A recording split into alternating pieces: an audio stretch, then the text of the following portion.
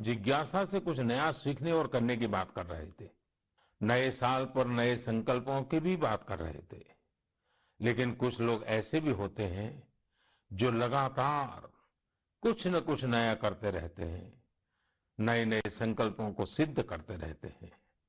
आपने भी अपने जीवन में महसूस किया होगा, जब हम समाज के लिए कुछ करते हैं तो बहुत कुछ करने की ऊर्जा समाज हमें खुद ही देता है। सामान्य सी लगने वाली प्रेरणाओं से बहुत बड़े काम भी हो जाते हैं। ऐसे ही एक युवा है, श्रीमान प्रदीप सांगवान। गुरुग्राम के प्रदीप सांगवान 2016 से हीलिंग हिमालय नाम से अभियान चला रहे हैं। वो अपनी टीम और वॉलेंटियर्स के साथ हिमालय के अलग अलग इलाकों में जाते हैं और जो प्लास्टिक कचरा टूरिस्ट वहां छोड़कर आते हैं वो साफ करते हैं।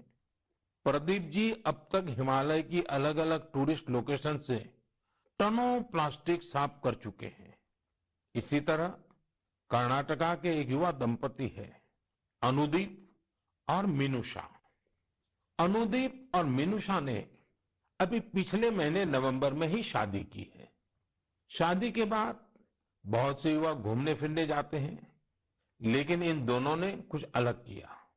ये दोनों हमेशा देखते थे कि लोग अपने घर से बाहर घूमने तो जाते हैं, लेकिन जहां जाते हैं वहीं ढेर सारा कूड़ा कचरा छोड़कर आ जाते हैं। कर्नाटका के सोमेश्वर बीच पर भी यही स्थिति थी। अनुदीप और मिनुषा ने तय किया कि वो सोमेश्वर बीच पर लोग जो कचरा छोड़कर गए हैं उसे साफ करेंगे। दोनों पति पत्नी ने शादी के बाद अपना पहला संकल्प यही लिया।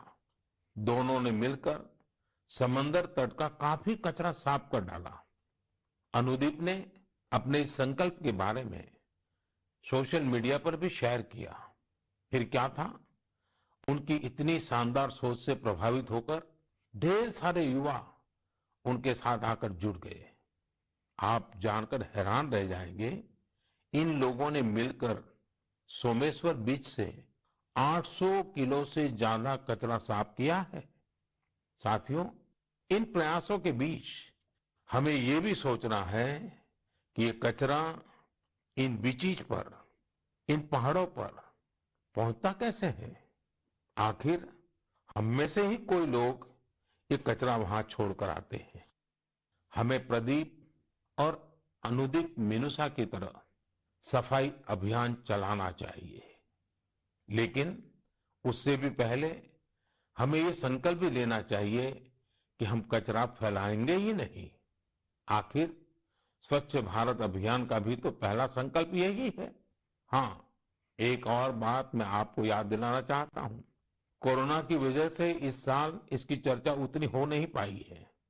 हमें देश को सिंगल यूज प्लास्टिक से मुक्त करना ही है। ये भी 2021 के संकल्पों में से एक है। आखिर में मैं आपको नए वर्ष के लिए बहुत बहुत शुभकामनाएं देता हूं। आप खुद स्वस्थ रहिए, अपने परिवार को स्वस्थ रखिए। अगले वर्ष जनवरी में नए विषयों पर मन की बात होगी।